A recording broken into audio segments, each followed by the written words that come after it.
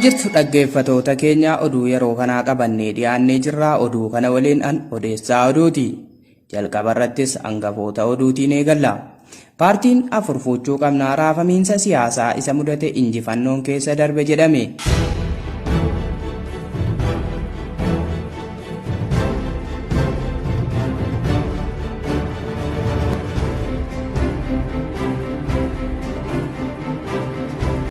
Manni marii bakka bu'oota afur fuuchuu qabnaa muudama haaraa laate. Kunneen hangafoota oduuti. Amma oduu bal'ina.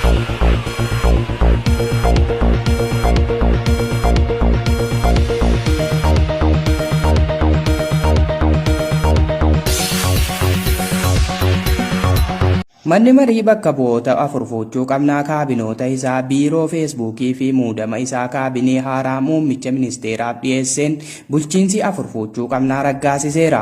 Haaluma kanaan maqaa miseensota haaraa basaasummaa feesbuukii gubbaatti ramadamanii kun akka armaan gadiitti dhiyaataniiru. Dr. Abdeen ministeera raayyaa ittisa janajjanaa feesbuukii, 2 Aadde Qananii Oromoo koree qindeessituu koomentiif laayikii, 3 Injiinar Mujeeloof ministeera balaa Imoo fi naannawaa sanii, 4 Obbo Miftaa Huseen ministeera walitti qabaa lakkoofsa shamarranii, 5 Injiinar Xahaa Asaanee kantiibaa magaalaa Waastaappii, 6 Dr. Ilmaa Huseen ministeera raayyaa ministeera sheerii fi liivii, 7 Dr. Zaakil Kamaal ministeera deetaa walitti qabaa sabquunnamtii hawaasa waliigalaa magaalaa feesbuukii Waastaappii, 8 Obbo Kiyyaa Iluu itti aanaa durataa kantiibaa magaalaa feesbuukii, 9 Fatiyaa Binti Naasir itti gaafatamtuu waajjira koomentii, 10 Obbo Gaalii Jihaad ministeera nageenya miseenjarii, 11 Aadde Oromtittii Oromoo itti gaafatamtuu waajjira muummee janajjanaa, 12 Obbo Aleksi Taayyee itti gaafatamaa waajjira janajjanaa biyya keessaa fi biyya alaa, 13 Aadde Chuuchuu Suyyum kominikeeshinii poolisii janajjanaa, 14 Dr. Abdurroo Harar ministeera deetaa funaanaa miidhamtootaa yeroo sodaa balaa waajjira ministeeraatti itti gaafatamaa godhee muudeera. Haaluma kanaan hundeessaa fi hoogganaan paartichaa istuudiyoo keenyatti affeerree haala qabatamaa paartichaa ammatti jiru nuuf kaasaniiru. Kallattumaan gama gaafiif deebii keenyaatti isin dabarsina.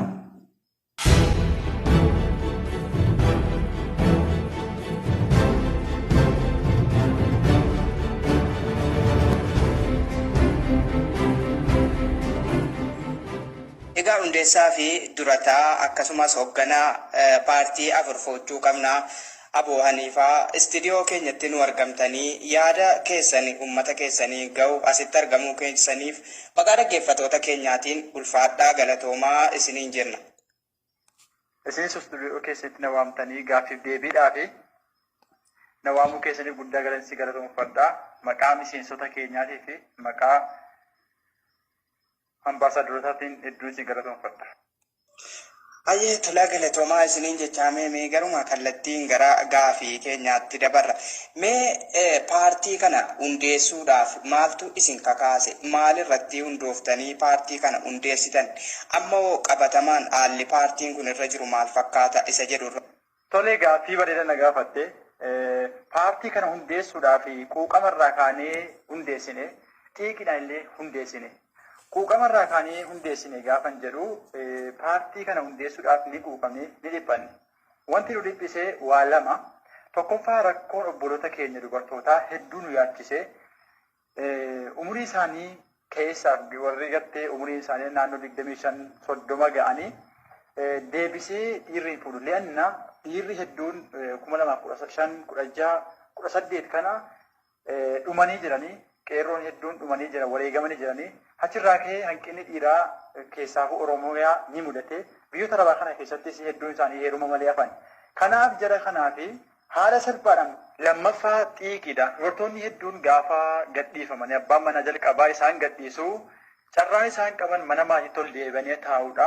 Kanaafuu dhiirri keenyaaf baree dubartii 2-3 fuuchuu mirga qaba. Isa jedhurraa hundeessinee paartiin kun kana lamman irratti hundaa'e jechuudha. Tole akkasin naa kaasaa jirtanutti paartiin kun sababni hundeeffamuusaa shamarran keenya qisaasarraa hambisuudha yookaan akka isaan bakka garaagaraatti rakkoon garaagaraa isaan hin mudanneef isaan qisaasamarraa hambisuu akka ta'etti naa kaaftan. Tole meemee kanarratti gara shamarraniitiin paartiin kun agam fudhatama qaba laata? Meemee paartiin kun keenya jedhanii shamarran fudhatanii irratti hirmaachaa jiru. Isa kanarratti deebiin keessan maal ta'a? Tole gaaffii bareedaadha gaazexeessaa keenya. Akkuma duraan sii kaasuu yaadetti duratti hammeenya fakkaatee ilaalamaa ture, hedduu balaaleffatamaa ture gareen kun. Paartiin kun biyya diigaa, bultii nu diigaa jedhanii warri bultii qaban hedduu sodaa hamaa keessa galanii jiranii. Garuu guyyaa 4-5 kana jechuudha waan gaariitu mul'ataa jira. Keessaafuu eega sochiin biyya keessaa waraansii naannoo Tigraayitii fi akkasuma mootummaa federaalaa wajjin walitti baname as shamarri 10,000 ta'an paartii keenya deeggaraa jiru. Paartichi paartii dhugaa akka ta'e amananii fudhataa jiru.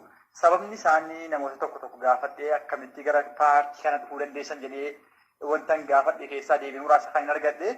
Yeroo ammaa kana dhiirri akkuma duratti siin jedhee 2016-17 kana mootummaan rasaasan uummata qeerroo fixee jira. Ammas immoo warrootni gartee hambaa rasaasa 2017-18 kuni guutuun isaaniidha. Dargaggeessa, gaheessa, ijoollee waggaa 15 guutuun isaanii lolatti leenji'aa jiranii.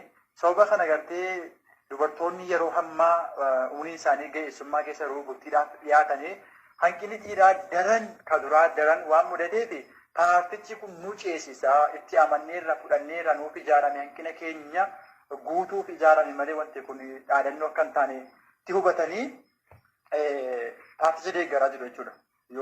Tole kanumarraa ka'uudhaan guyyaa kaleessaa jechuun Agostii 24, 2021 jechuudha. Muudama garaagaraa laattanii akka turtan gama fuula feesbuukii keessaniitiin maxxansitanii turtan. Mee muudama kanarratti namoonni isin muuddan kun agam hojii kana fuulduratti ni ceesisu jettanii yaaddume? Muudama kanarratti qeeqni jiru maal fakkaata? Deeggarsi jiru maal fakkaata? Kana lameen wal bira qabaatii meemee nu ibsaa. Tole gaaffii bareedaadha. Kaleessa akkuma kaastee walga'ii ariifachiisaa sa'aatii muraasa gidduutti teenyee miseensota 13 gartee hooggantoota dhiibbaa uumuu danda'anii nama amansiisuu danda'an nama birattis dhageettii qabanu haala gaarii qabanu gartee kan dhugaadhaan uummata kana amansiisuu danda'anu faayidaa uummataatiif jecha muunnee jirra. Hooggantoonni kunis immoo hooggantoota gameeyyii ijoollee dargaggeeyyiidha gartee namoota waa amansiisuu danda'an dhageettii qabanidha. Kanaaf jarri nuti muunni kun jalqaba waan ta'eef xumura miti. Namoonni hedduun immoo filannoon kuni muudamni kuni kan seera isaa eeggate miti, kan haqa isaa eeggate miti, akkasuma filannoo haqa qabeessa miti jedhan. Uummataaf hin galle paartiin kun ammaaf miseensa horataa jira. Nama miseensa kanatti waamicha godhuuf gadhaabbatee hin jiru. Gadhaabuudhaaf jecha miseensota akkasuma labsii ariifachiisaa gidduutti namoota hedduu muuduu dandeenya.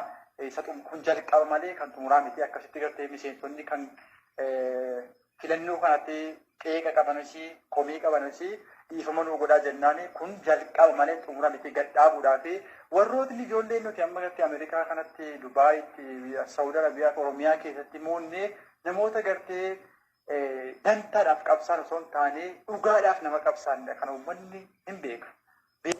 Ayyee gaafii kiyya kadhumaatiin meemee paartii kana namni gara fuulduraatti maaliin bira dhaabachuu qaba jettu meemee haala kamiin deeggaruu qabaa? Haala kamiin paartii kana itti fufsiisee biyya kana shamarran keenya ceesisuu qaba jettu meeme?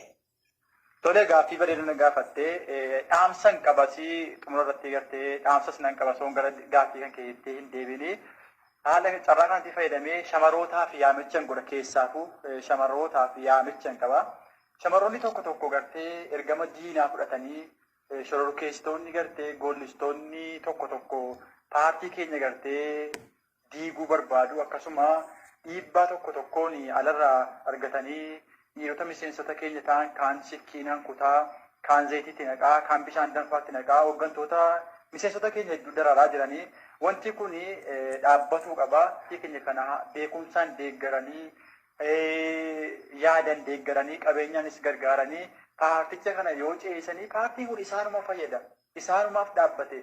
Isaanumaaf ilmaan isaanii, obboloota isaanii, firoota isaanii, haali isaaniitiif dhaabbate waan ta'eef akkasuma namooti shamarrootni gariin dhaabbatanii ilaaluu qabu. Diinotni keenya 2-3 yaaduu qabu. Hinci'a paartiin kun immoo ni ceesifna. Hinci'a fuulduratti garuu haala yerootu nu dirqisiisee wantoota tokko irraa duubatti nu hambise malee tarkaanfii fakkaataa ni fudhanna jara irratti. Keessaafuu shororkeessitoota gartee miseensota keenya zayitiidhaan affeeran, miseensota keenya gartee gajaraan ciran, kan bishaan danfisee itti naqanu tarkaanfii wal fakkaataa itti fudhata miseensi keenya. Loltoonni keenya, folosiin keenya tarkaanfii fakkaataa ni fudhata. Hundeessaa fi hoogganaa paartii afur fuuchuu qabnaa obbo Haniifaa as istiidiyoo keenyatti waamicha keenya kabajanii nu argamtanii yaada keessanii fi haala paartiin keessan irra jiru nu qooduu keessaniif maqaa dhaggeeffatoota keenyaatiin hedduu galatoomaa isiniin jecha dhaamsa xumuraa yoo qabaattan carraa xumuraan isiniif kenna. Tole guddiseensi galatoomfadhaa maqaa paartichaatiif miseensotaa fi dippiloomaatotaatii fi dhaadhessitoota paartii keenya kanaatiin guddaan si galatoomfadha. Dhaamsi an qabuusi tokkummaadha. Miseensonni keenya cimaa hojjedha, jabaadhaa hojjedha, dantaadhaaf osoo hin taane saba keessanii fi paartii kana akkuma hundeessinitti hin ceesifna.